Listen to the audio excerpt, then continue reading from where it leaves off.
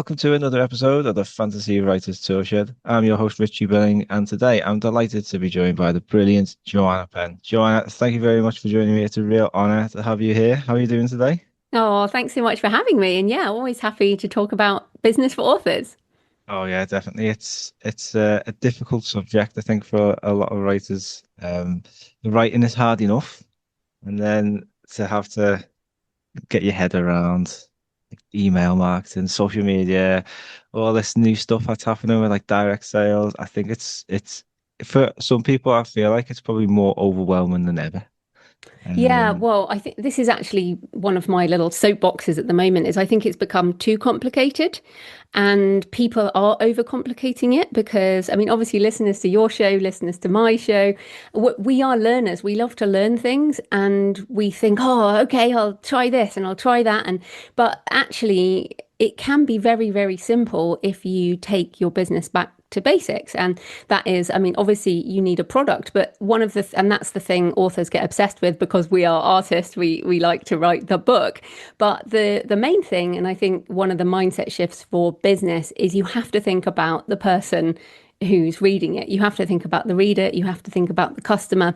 And we write books and then we try and sell them. That's what we do, most of us. Whereas if you're actually thinking about, okay, am I creating something that people will pay for? And then even if you do, like let's take the standard indie author sort of model, putting an ebook on Amazon as it has been for many years now, then people don't get a chance to pay you that much money. And as you said, how do people find you? But instead of trying to do everything, I'm kind of trying to encourage people to just think more simply. Yes, product, yes, customer, and then yes, marketing. But you don't have to do everything. You have to choose. You have to pick what actually makes a difference. And overarching all of this is what kind of life do you want?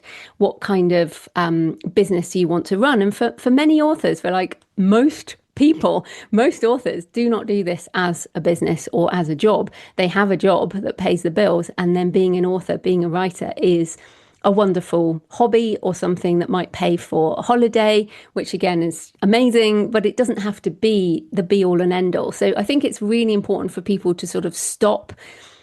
I won't say stop listening because we want people to listen, but almost like stop and say, okay, does this fit into how I want to run things? Does this suit my personality? Does this suit the way my book is? So personality wise, for example, you and I are audio only right now. I don't do TikTok. I rarely do video. It's just not me. And so I've just said no to that. And it makes it so much easier when you can say no to shiny objects and just focus down. So as you said, it has become complicated, but it doesn't have to be. So that's my first tip for people is really just narrow down what is entirely necessary for what you want to achieve. yeah, it's fantastic advice. And I think if you do that, like you say, you've only got so much time and you can't become an expert in everything. And in the marketing job that we do, I mean, SEO, I do SEO, search engine optimization, and there's so many like niches within that. And I can't be a master of all. So you've got to go to the experts in each sort of field. And it's a bit like writing and marketing and business, isn't it? Like if you've got like a business that's making money, you're not going to do your own accounts, are you? At the end of the year. No, in fact, one of the first people I hired was a bookkeeper. So I've had a bookkeeper since really very near the beginning and an accountant. And the things that, as you say, are very necessary. And the other, I think, thing to consider for people is you mentioned social media, for example, but what's interesting right now is yes, people who are using social media for kind of direct sales are doing very well with it. But a lot of people are moving off social media completely and just going, do you know what? It's just not worth the time and I'm not enjoying it. So some people are changing their mind around what they're doing.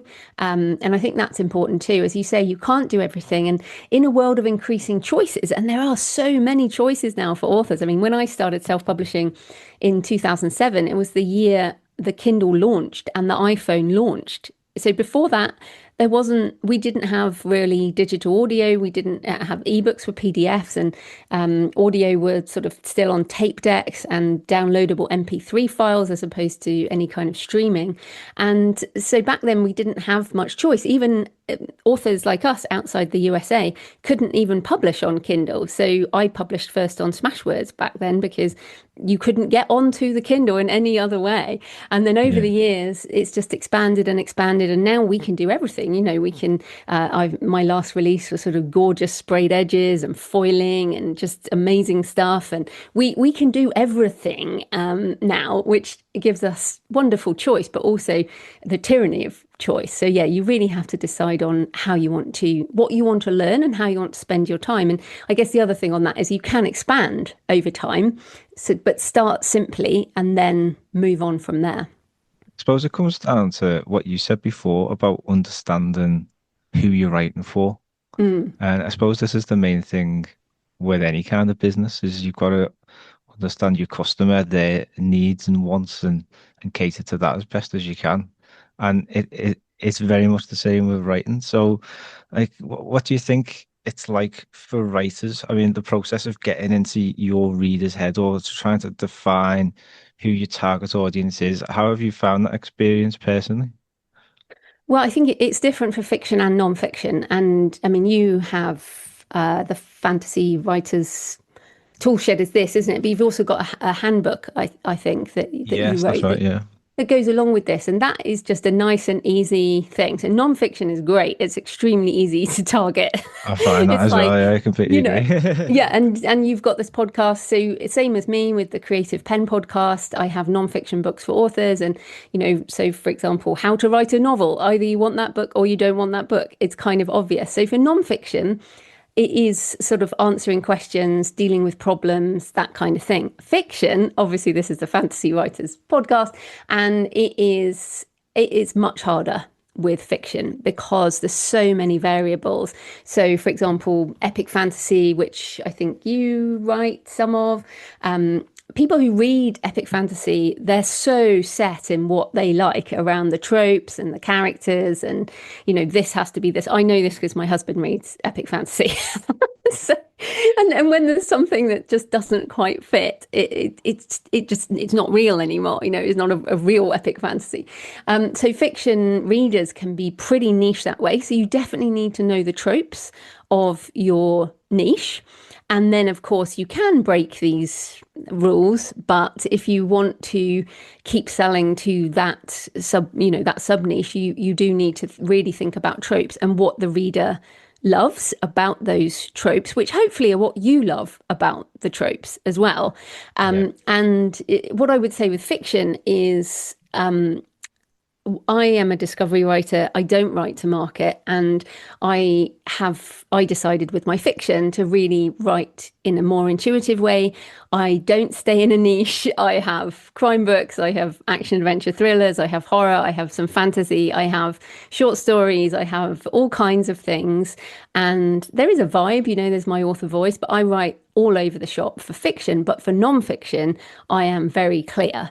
I've even written a memoir about pilgrimage. Again, I didn't have an audience for that. It's just a case of sometimes you need to write what you love. But Yeah. if we're coming back to business, I think what you've done similarly, which is you could focus on your marketing on your fantasy writer's handbook, and in the meantime, write all the different types of fantasy that you enjoy. And having a look at your Amazon profile, you've written quite different subgenres, I think, as well. So essentially, if you're going to write across different subgenres, you're splitting your focus into different customer groups, which is fine.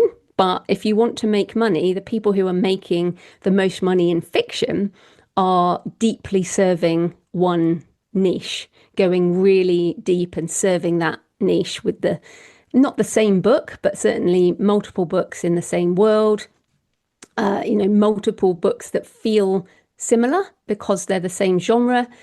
So you really just have to decide that what kind of business do you want to run, and then what kind of books you're going to write, and try and serve the customer while also respecting your own artistic sensibilities.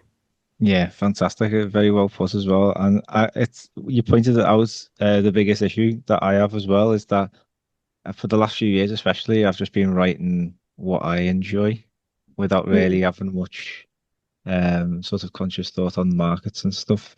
And I have, you do, especially in fantasy, you see really successful writers um, really hammering a specific subgenre. mm. And that's if like you say, if they hit all the tropes and they write like really good stories, which a lot of them do, then they find a lot of great success. And Yeah, that well, is think about definitely it. part of my mindset shift as well. Is now I'm this year especially I'm focusing specifically on a subgenre and sort of mining that as much as possible. Yeah, and I think you had Sarah and Jamie on, I think, talking about series. But yeah, so series is really good creatively, it can be really good, but also think about the money side. So how much money can a customer spend with you? So if you've got and I have a trilogy, my Matt Walker fantasy trilogy is my kind of closest to the sort of fantasy you often talk about. And I have three books in that Matt Walker world, and it's a trilogy, and the people who like them love them, and then they're like, where's more books in this Yeah, world? So the most money that that kind of reader can spend with me is maybe $10 if they get the ebooks, or $30, $50 if they get the paperbacks or hardbacks, or the audiobooks. Like, they can't spend any more money with me because I only yeah, have those three books in that one world. Whereas my arcane thriller series, which is kind of Dan Brown, Indiana Jones, I'm going to write book 14 this year. And nice. that book, that series, people can spend a lot more money with me. I also do Kickstarter campaigns where, they can get special editions and all of that kind of thing. And so with a long and what is brilliant on the Kickstarter, and also having the backlist, is you can say you can buy the whole backlist. So if you've discovered this series right now, you can buy the whole backlist, even the audiobook bundle and everything, for a really good bundle deal. And for me, it's a lot more profit. For them, it's like a massive deep dive into this world. So I know it's hard, especially if you're a multi-passionate creative like you are. But if you, and you were saying, and also people listening, if you're like, why aren't I making more money with my fiction? Have a look at who are the subgroups of customers you're serving, and how much money can they spend with you if they only like that series. Yeah, that's fantastic again. Yeah. So in terms of like practical steps, any like one listener out there is looking to sort of take more of a business shift with the writing, what practical steps do you think they could take like say to build these foundations? Yeah, so I feel like one of the regular questions I get at events and stuff is people jump straight into wanting to do the marketing or building an email list. And then I say, so, well, at what stage is your book at? And they might just still be writing the first draft of their first book or editing their first book. And so that is the first practical thing, is you need a book. Yeah. And the second practical thing is you need more than one book. So I think a lot of this, especially as an indie author, you need books, multiple books, and books in a series, especially in fiction. You're not going to knock it out the park with one book. And you'll see that with traditionally published authors too. Like George R. R. Martin is the classic one, right? He was, I don't know, in his 60s or something when Game of Thrones, the TV show. I know he was kind of famous within the fantasy niche, but he was just not a big name Yeah. until then. And then it was like, oh, actually, he's got a ton of books. Yeah. Yeah. So yeah, people can moan about the end of that series or whatever, but he had built up a career over decades before something really took off. So you don't make a business with one book. So I guess, yeah, focus on the books for sure. The other like practical thing is you do not need to set up a business. I think people get confused. Like you don't need to set up a company in order to make money with your book. So if you just want to write a novel and upload it on Amazon, you can just use your own name. And then if you do make money, you just account for it on your tax return. What I would suggest to people is you do at least set up a separate bank account. Yeah. So then you can track income and you can hopefully track your expenses. Because if you do want to run a business, and a business is for the sake of making a profit, there are things you have to do in order to have an actual business around doing accounts and all of that kind of thing. But you set up a business with the intent of making a profit. And so you're actually tracking your income and expenses is really important. So, for example, again, we're speaking on Zoom. So you may have paid for a Zoom account. So that's some money that you could put under marketing and would be going out. Maybe you got cover design, maybe you got editing. These are costs that are associated with an author business. And then when the money comes in, you can put that in there as well.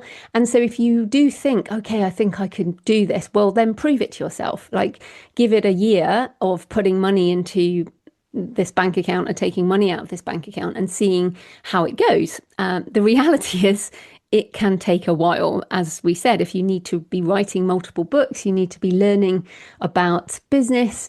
You also need to be networking. I think this is really important. So one of the important things about deciding what kind of business you want is finding someone else who has a business like that.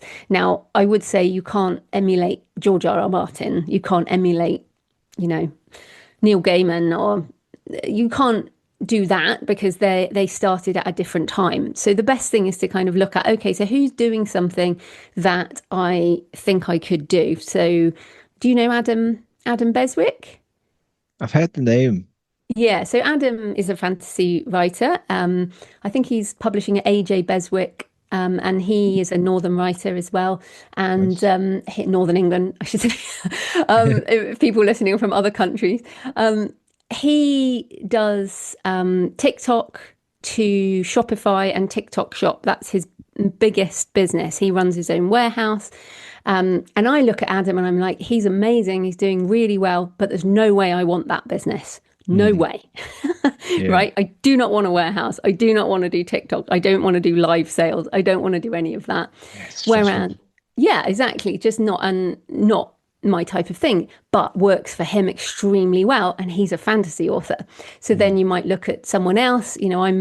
I guess I feel like I'm more introverted. I prefer audio. I do other things, or maybe I prefer to do paid ads to Amazon or do a Kickstarter campaign or something like that. So find people who are running businesses in ways that you think you could do, and then examine their business in more detail. I think that's really important. So there's a couple of things, but I think just the overarching thing for all of this is to come back to what do I want and why do I want this and what am I willing to do to get this? So a lot of people forget to ask those questions. They just kind of jump in. So if you want to write a book because you want to say I'm really proud of this story and I've written it and now it's out my head, then write it, publish it for sure, but don't bother with building an email list or trying to reach readers or paying for ads or doing any of that. Like, why would you bother? Just yeah. write and publish a book and hold it and give it to your family. And that works well for people. If you want a business, then why? And if you and then also, what are you willing to do to get that? And how hard are you going to work? How smart are you going to work? All those different things. So why are you interested in this? Let's talk about you. Me personally, I just absolutely love creating stories and sharing them and building connections with people who read the stories. And for me, if I was in a position to do that full time, that would be a dream situation. So, but I'm a bit like you. I don't really like all of the modern social media, short form video content. I'm more comfortable doing audio things and just creating written content as much as I can. Well, Um, certainly. yeah. Well, just coming back to what you said about what you wanted, which was creating stories and connecting with people.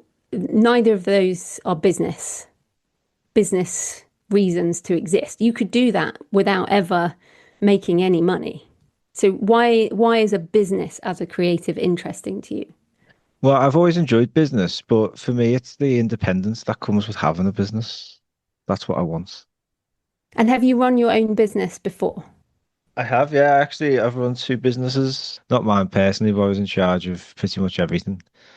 And I enjoy seeing the growth, and I enjoy, obviously, as you grow, you can bring other people in, help them grow as well, and it's very satisfying.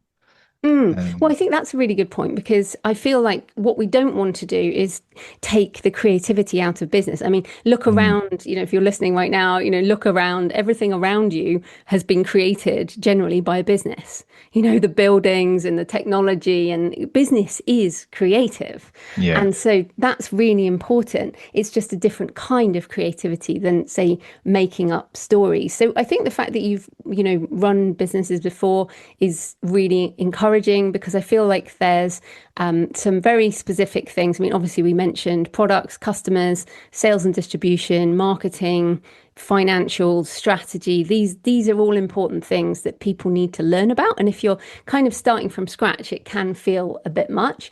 I do have a book called Your Author Business Plan, which kind of goes into the basics of all of that, which might help some people. But sort of the decision of what kind of business you want to run as well. So, as I mentioned before, and as might also work for you, is your fiction may not be where the main income comes from. It Yeah. may come, yeah, it may come from other things. So, I have a Patreon, I have my podcast, which has corporate sponsors, I have webinars. So, I have these other streams of income. And then, importantly, I have non-fiction books and I have multiple non-fiction books. So, while I have sort of over 50 books and more of them are fiction, the there is more income on my non-fiction side of my business. Yeah, I get that as well. I've always generated more from the non-fiction side.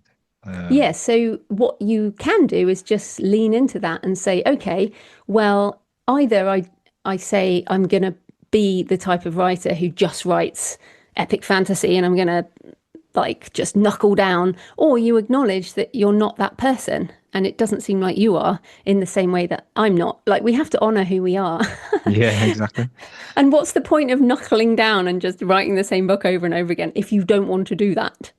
Yeah, I know it's like it becomes unenjoyable then, doesn't it? Yes. Because you're not And then it might as well being be true your to job. yourself. Yeah, exactly. Um, so I mean, we mentioned a few different things before about different kinds of revenue streams. Like you mentioned that you've got some side printed uh copies of books and special editions. This has been like a really interesting development in the last probably 2 years, 3 years, would you say? All these special editions coming out, and there's Mm. real appetite for readers to want something a bit more.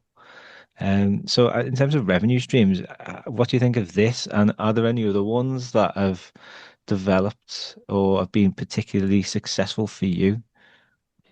Um, okay, so just on the special edition thing, which most people are doing either on Kickstarter and or Shopify or PayHip or, basically you're selling them yourself or at events or things like that because you can't do these special editions on Amazon.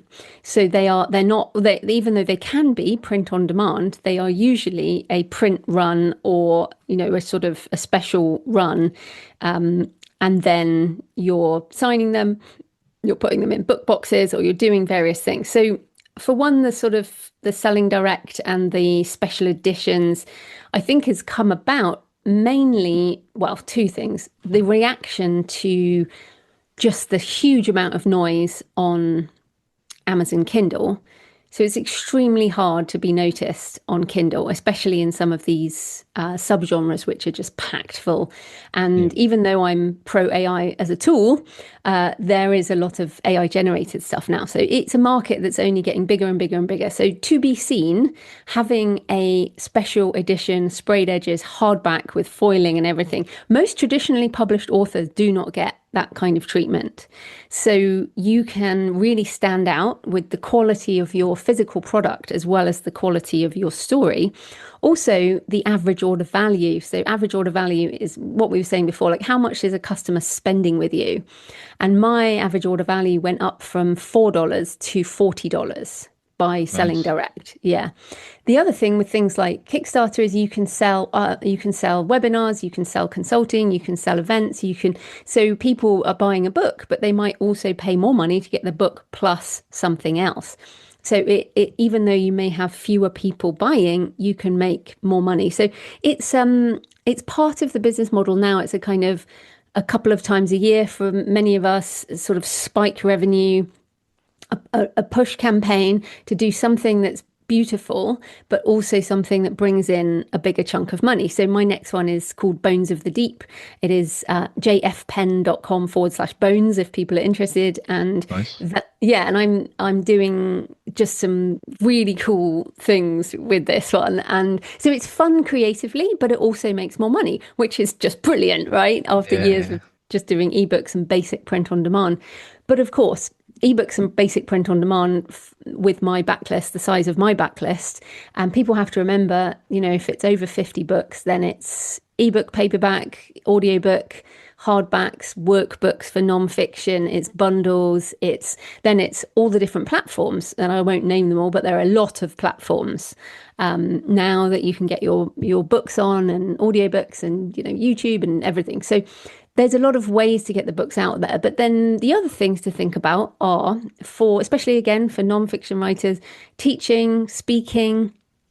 Well, in fact, not even for nonfiction writers. Lots of fiction writers will do that and charge for speaking and teaching, even if they don't have a nonfiction book. You can obviously still do that. Um, I also I did do courses, sort of evergreen courses, but now I'm focusing more on webinars, which are more personal. And again, in an age of AI, anyone can find out anything. But what they don't get is the personal kind of live touch.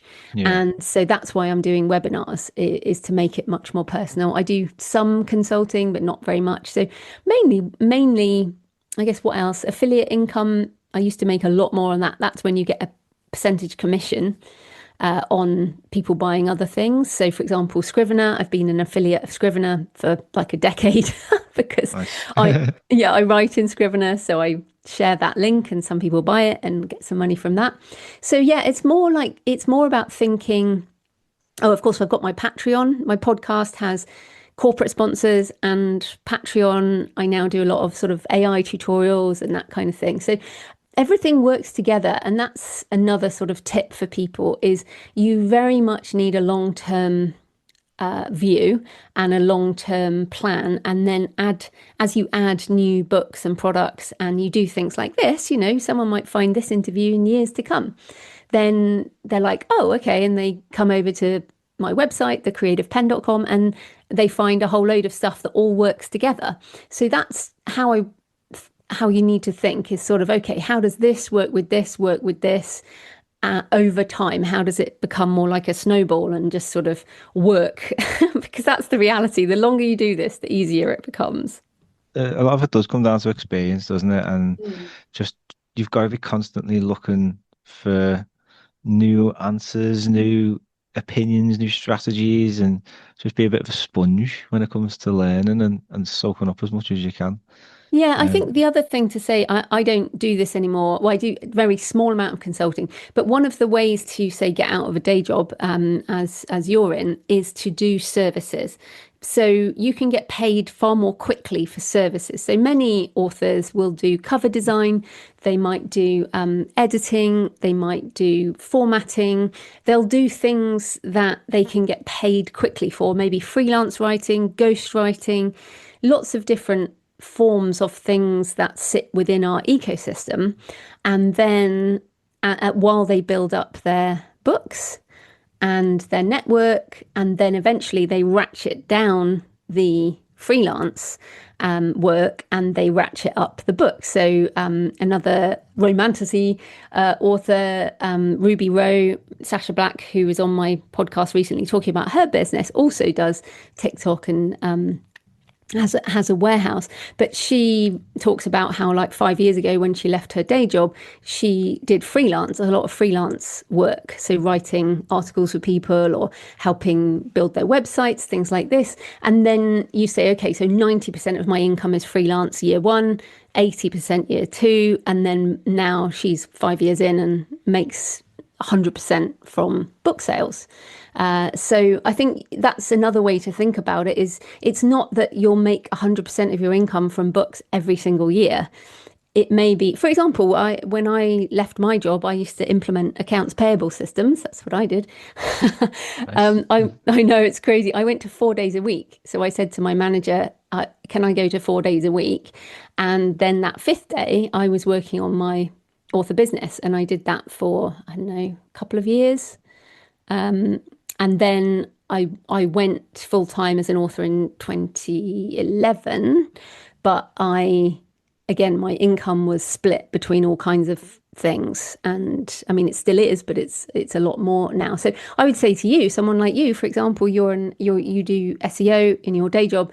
If you can't stand that ever again, then fair enough. But one of the biggest things that's going on right now, as you probably know, is the AEO, the kind of answer engine optimization. A lot of authors now looking at their own websites going, I need to update all my SEO stuff for LLM search. So I'm looking, like, at the moment at the LLMS files that need to go on the website, and I'm looking at how do I change things up? How do I do my Shopify for LLMs? How do I take advantage of that? So that niche right now is huge. Yeah, it's very busy for sure. I know that's what I do day in day out in the day job. The Yeah, so LL, it may be, LLMS.txt file, I think that's the one that you mentioned there. Is it? yeah, yeah, exactly. So But this, don't worry about that. That's not a thing. yeah, well, I just do what Gemini tells me. But Yeah. the point is that there are things that, if you wanted to run your own business rather than go in someone else's business, often we have to do the thing we did before, but on our own, and then build up the other stuff as well. So Yeah. just one thought for people Th- listening. That's brilliant idea. Like a fantastic approach as well, just to transition Mm, gradually. It takes the pressure off. Like if you yes. just walk away from a full-time income, it's going to be very difficult to keep up with that for long. Yeah, exactly. It took me 5 years in total, from 2006 when I started writing to 2011 when I went full time, to sort of transition out. And then, yeah, it took me another 4 years to get back to six figures. So you Yeah. do have to think about how does this business grow? But it's the same in any job, right? In any job, you come in day one, what do you know? You know nothing, and you're not valuable at all. And then by year five, you've got experience, you're more valuable. By year 10, you can do really well in a business. So that's how you've got to think about it as a career. Um, Being a writer has so many facets to it. What marketing approaches out of them all that you've tried have stood the test of time for you? Do you think have been the most effective? I know you've done a thing on email lists, and I hate to say it, but the email list is still really important. So yes, people Yeah. should be building an email list, but not just for the sake of building an email list. What you've got to think is you are building a list of people who have opted in by choice to hear from you, but not just to hear from you, to actually buy from you. I feel like the email lists thing has been too focused on how many people are on the list versus Yeah. how many people actually buy. And Mm. that is often much, much smaller. So my podcast, for example, gets sort of 20,000 downloads a week, and but the number of people who say have joined my Patreon is a lot smaller, or the number of people who will buy my books is not that number. So people consume your content in different ways, but not all of them are going to buy. And it's the same with your newsletter list. Your email list. You have to think, okay, so that's why I don't do things like, I generally don't do giveaways or some of the collaborations where you're just sort of getting freebie seekers, stuff like that. I'm pretty much have grown mine organically by just having a link at the back of the book Yeah. for fiction. And so I have a smaller list, but I know they came through my own work. So that's one thing, is the email list. The second thing is you have to have some way for people to find you for free. So for fiction, often that's say free first in series or some free short stories or something where people can try your work. Or if you're in Kindle Unlimited, it's putting your books on 5 free days and promoting them, and just basically getting people to try your work somehow. And then for nonfiction, that can be content like podcasts or people do YouTube videos. TikTok, I put in the same category, except TikTok marketing is specifically for selling, usually not just for information. Like this is information for Mm. people, hopefully useful, but we're not directly saying buy now every 5 minutes. Yeah. And on TikTok, it's very effective for actually selling. So, yeah, email list, some kind of content, and then, of course, writing more books in a series, whether it's fiction or non-fiction. I would actually, just coming back to your book. So you've written the Fantasy Writer's Handbook. What you could have done, or what you can still do, of course, is have the Epic Fantasy Writer's Handbook, or Yeah. epic fantasy tropes and tips or something, really kind of niche down into what are the different things that fantasy or world building for fantasy Yeah. authors, and that kind of thing. So you can still have a series with non-fiction, and then of course with fiction, we all know what fiction series are, but having good series links, branding, all of that kind of thing. So yeah, building an email list. Well, let's put writing more books at the top and series. Writing books in series, number one. Number two, build an email list. Number three, some kind of attraction marketing where you're putting stuff out in the world. And then paid advertising, I would say, is almost a must once you have proved that your book is worth advertising. So, does it have good reviews? Are you getting sell through? Another mistake people make is spending money on advertising to things that are not worth advertising, to just to be brutally honest. Yeah. So I think that's important. And then the other thing is also connecting with other authors, being part of the community, because opportunities come up there from relationships that you may never have got otherwise. So I've been in short story anthologies. I've had paid speaking stuff around the world, been in promotions with other people because of relationships. So those are a few tips, I guess. Do you have any follow-ups on those? No, that's fantastic tips as well. And the mailing list is the most important one for me, and cultivating that relationship over time, and hopefully having people stick around for years, and Mm. and that's And what you want. Yeah. some of them do, but what I would say is you also, the same as me, I would be separating my lists. So Yeah. Definitely. somebody who wants to buy your YA epic fantasy may not, and in fact probably is not, the same person who wants to buy the Fantasy Writer's Handbook.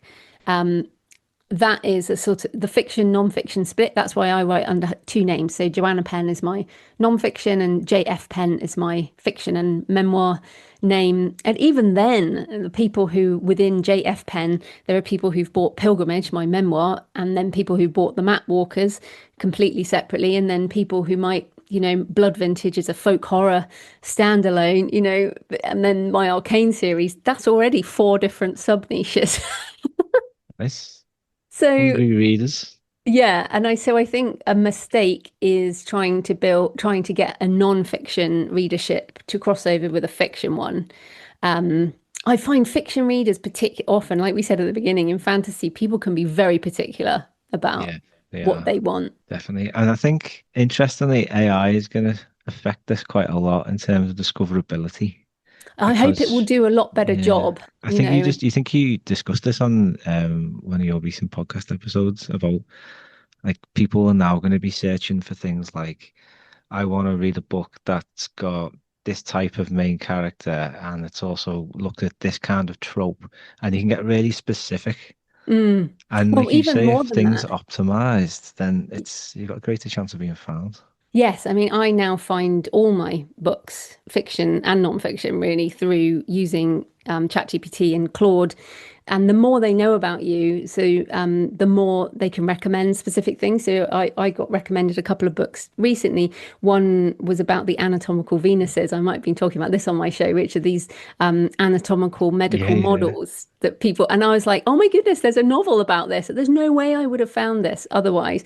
And the other one was a kind of art history slash supernatural slash horror thing with these evil paintings. And I love art history. I love all of this stuff. And again, would never have found that book. Neither of them were major bestsellers. Neither of them were being particularly marketed, and yet the AIs found them for me because they know what I like to read. So I have high hopes for the future of discoverability. It might be very long tail though. You're not going to sell an absolute ton of books that way, but hopefully people will find us through that. yeah. And just speaking, well, sticking with AI, because that episode that you did on it at the start of the year when you were looking ahead at potential new trends, and you did spend a lot of time on AI, and I found it really refreshing because I think with writing, and there's a lot of apprehension around AI, understandably so. But I'm someone I use it every day in my day job, so I understand the capabilities that I can have. And I've experimented a lot with using it to support writing, not using it. I would never use it for writing, but like the things around it, the things that we don't like to do, Mm. like the marketing side, that sometimes feels like a bit of a chore. Oh, I do definitely a feel chore. like it's a huge equalizer. It's gonna like free up so much time so that we can focus on actually producing the books and doing the enjoyable part. I Yeah, mean, what do absolutely. you think yourself? Yeah, I use these tools every day. I mean, I do a lot of research as well. I love the deep research reports, and I use Gemini, ChatGPT, and Claude. All of them. I'll be running research reports on all three of them, and they're always quite different. So that's a big use case for me. I do a lot of research for my fiction and nonfiction. As you say about marketing, I've been using Claude Co-work to do my Amazon ads. So actually, just sitting here watching it do my Amazon ads for me, which is just fantastic because it's something I really dislike doing. I think book sales descriptions, AI's been writing mine for years now. Any I hate kind them of descriptions. yeah, exactly. Any kind of or research like this, I obviously I had a look at your website and your books, but then I asked Claude to tell me about you, to go look into all of your stuff that's online about you, the interviews you've done, and bring back some information for me, so I knew more about you. Preparing for pitches, for example. So somebody could pitch you to be on this podcast by using the AI tool to research you and then to find the overlap with your interests and the interests of their book and pitch you with a far more appropriate pitch than most of the stuff we get. I'm sure you get the same. I get just so Yeah. inappropriate pitches every day. I mean, it's crazy. And then, like we talked about, like with how do you do stuff? I feel like if you want to run an author business, then ask one of these models, ask whichever one your favorite is, ask Claude or ChatGPT or whatever, and say, look, I have this one book, or I want to write this one book, and I want to run an author business. Ask me some questions about me and my books and tell me how I can build an author business. You're going to get personalized help. Yeah. I mean, it's so useful. It really is. So, yeah, completely agree. You don't have to use it for anything creative if you don't want to, but please be using these tools for helping you with marketing, for helping you with all the business side that goes around it. And also, I have no issues with people using it creatively as well. All my book covers for the last 2 years, I have done the artwork for and then worked with my book cover designer to actually turn that into books. Yeah. I do my book trailers with AI. I love it. I just have such a great time. And have you noticed any sort of backlash against you using it? I mean, because I think one of the main reasons why I think there's this sort of hesitancy is every now and then you see a pretty like a surgeon like someone's used it in a cover, the book's being pulled, the author's had to make a big statement apologizing to people, and it's like you see it all, and I always feel like it's a bit overblown. But I mean, have you experienced anything like that? Yeah, I mean, there's always this stuff, but I started self-publishing in a time where we were considered the worst of the worst, and people used to basically call us all kinds of things, and we were shut out of everything. People and then ebooks, people treated ebooks and subscription models, and people are just resistant to change. I see this as, given how old I am, a bit older than you, having seen the what how the internet changed business over the last 25 years, and thinking that, to me, this is just the way the internet went. This is the next, we're in sort of year three of the next 25 years of a shift in the way we do business, the way we create, the way we do all this stuff. I mean, I don't see people getting annoyed about filters on Instagram in the way that they get annoyed about AI book covers, for example, or, just the I think it's just a technological shift. There's always difficulties. But personally, I'm having so much fun. It's so useful. It's so creative. I feel so much happier when I'm co-creating with AI. I'm saving money. I'm saving time. I'm having a good life. Yeah, And also, I think people can still be upset about it, but the reality is that there are barely any stock photo sites, for example, left that don't have AI images on. So exactly. Yeah, even those people who say, "Oh, I'll never use AI," they're using Amazon, they're using Google, they're using Spotify, they're using Netflix, all of which are using various levels of this AI. So I feel like we're just in a difficult time, and the decision to make for you personally and you listening is, where are your lines, and just be ethical about it and carry on. yeah, fantastic advice. There's been a few cool features that I've tried off the back of the things that you've said. One of them was the audiobooks using your own voice. Oh yeah. Oh, that's so cool. It is very cool. And again, yeah, I have a voice clone for my, and people want to have a look. It's on YouTube for free. So Death Valley by JF Penn on YouTube is, and actually on Spotify, depending on where people are listening to this, but is my voice clone. And I love it. I absolutely love it. And I still narrate as human me, my short stories and my nonfiction. But to do a whole novel is a hell of a thing. And so, yeah, I'm really happy with the voice clone. And that kind of stuff is being rolled out now. ACX, so Audible, are doing it with some creators. It is coming. So, yeah, as a voice artist, you've got I guess what a lot of listeners think is a very interesting accent. So, yeah, I feel like that's very cool. Yeah, when you can understand me anyway. But Yes, but the good thing with the AI is you could adjust it so that if there are bits that are more difficult, you can figure that out. yeah, well, that 11 Labs tool, I think that's the one that you mentioned. I use 11 Labs. Yeah, yeah. Yeah, so it's amazing what you can do. So if anyone's interested in trying it, you just need to upload. I think they recommend like at least 1 hour, but 2 hours is the best. Just you talking, and then it will learn and then start generating the voice for any text that you input. But you can actually change the accent. So when I uploaded it, Yeah, I you didn't can, or realize it you selected that could as turn British. your voice. Yeah, Yeah, exactly. you Yeah, could and turn your voice into a woman, or you can change elements of it. And again, if people find that uncomfortable, well, it's going to help accessibility. It's also going to help for translation and translation audio, because we're so lucky in English language. We have huge numbers of audiobooks. We always have, but most countries in the world have barely any audiobook content. So what this is enabling is just this massive growth in audiobook content, which I think is just, yeah, it's a whole nother part of the business, really, is audiobooks.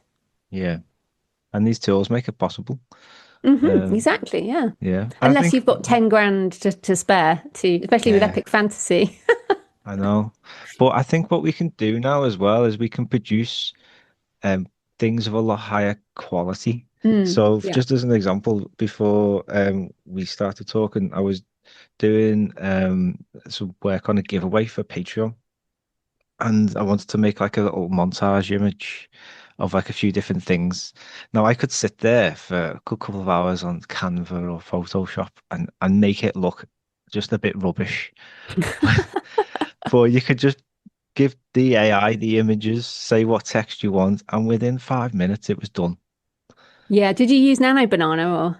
Yeah, I Yeah. like I used to use a mix. Nano Banana's fantastic. Mid Journey is also very good. Yeah, I love Um, Midjourney. All my book covers are Midjourney. yeah, it's great. And sometimes like you can use like one of them to give you like the sort of core concept and then get And another to one to write the prompt. refine it. I just get them to Yeah. write the prompt now. And here's I mean, I know some people will feel uncomfortable about this, but I upload my books. I want to be discovered in these AI models, so I upload my books all the time to all the models. But to get book covers and to get sales descriptions and stuff, if you do upload your book, obviously read the terms and conditions. But if you upload your book, it has all the context. So then you can say, and what I did for my jfpen.com/bones on that page, you'll see, well, one, the book cover, but also some character images of the woman who's on the boat. And the boat, it's set on a tall ship sailing the South Pacific. And so those images, the book trailers, everything, all from uploading the book, getting the prompts, and then pasting the prompts from AI into Midjourney. So it's this collaborative, fun, creative process, right? Yeah. And I think what we're doing is we're creating an experience that hopefully readers are going to find more immersive and a bit Mm, richer. yeah. Yeah, and I don't know if you saw the Gemini's Genie model. I mean, we're in the UK. They've just released it in the US to pro subscribers, but you can now upload or generate one image, and then you can go into it. It's a world building model, so you can basically walk into your world. And I'm like, oh, this is going to be so good That's for insane. fiction authors, right? Yeah, imagine doing that with a map and then you could put like a Exactly. little link in an ebook and then you could start exploring the world. That would be That's insane. exactly the point, and that's actually what my map walker's fantasy is. It's like what would happen if you can walk through maps? What world are you going to end up in? So yeah, I'm just super excited about this. Yeah. I think a lot of writers should be the same. I don't think there should be an apprehension. I'd like a lot of people are saying it's not going to be going anywhere. And if we can use it in ways that we feel comfortable and that is going to help not only our writing business, and but also the reading experience, I think it's a bit of a no-brainer. Mm, Because like you said in your podcast, the publishers are all using it. yeah, exactly. So And if if we don't people use it, we're almost going to be doubly left behind. left behind, exactly, yeah. If people are interested, that's the 2026 trends episode on the Creative Pen podcast, pen with a double N. Yeah, it's a great episode, well worth a listen. I'll put a link in the description as well. Thank you. So I think quite a helpful practical question for you here, just to sort of bring things to a close. So obviously, a lot of writers who are starting out, they're going to be working full time, and we want to try and get into that space where we're transitioning into a full-time business. But say if we only have like say 4 or 5 hours a week to put into it, what do you think should be the primary focus to start making them dreams come true? I think if you only have 4 or 5 hours a week, you have to just focus on the writing.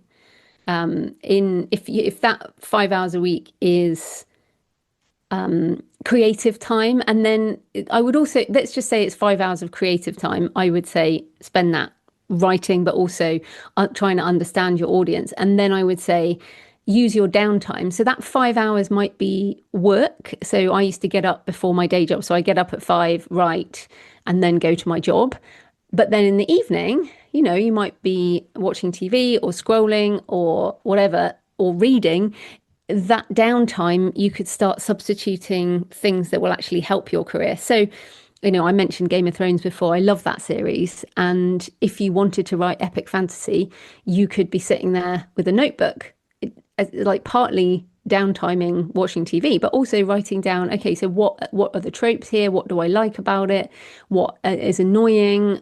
What has been done over and over? That kind of thing. So just split your time into creative time when you can actually get stuff out of your head, which is that writing time. And then in your downtime, maybe people are listening to this, I don't know, at the gym or something, or out for walking the dog or doing the dishes. Listening to podcasts can really help you learn a lot of the things you need to learn.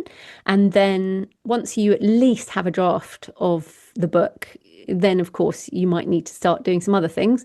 But yeah, 5 hours a week, I would be focusing on getting book one, book two, book three sorted out. Yeah, that's great advice, and I definitely agree. I think it's so easy to get drawn away, isn't it, from Mm.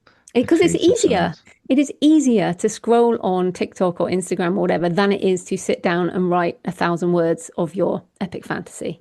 It is Yeah, just literally easier. So I think, just to be a bit hardcore about it, stop distracting yourself with all these other things and yeah, actually work on your book. It is work, fun work and great work, but it is still work, which is why people just seem to avoid it and yeah. do anything else. And it doesn't do itself. That's the main No, it thing. doesn't. And you could say, oh, you could use AI to write it, but I don't see the point in that. To me, writing a book is meant to be transformational for you.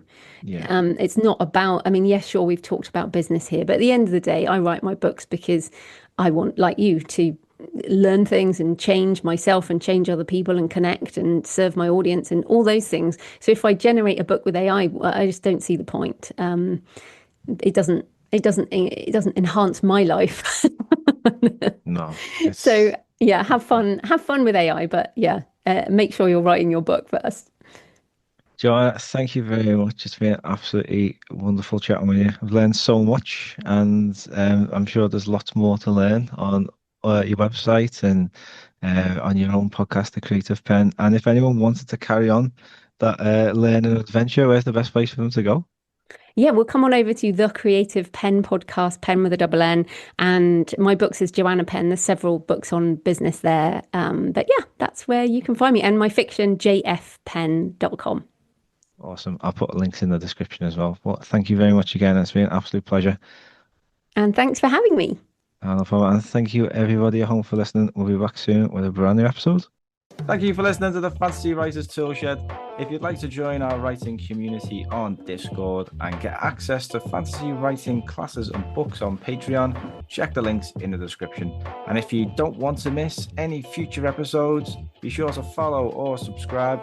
And to support the show, leave a quick rating on Spotify or iTunes and share this episode on social media or with anyone who you think may be interested. Thank you very much for listening.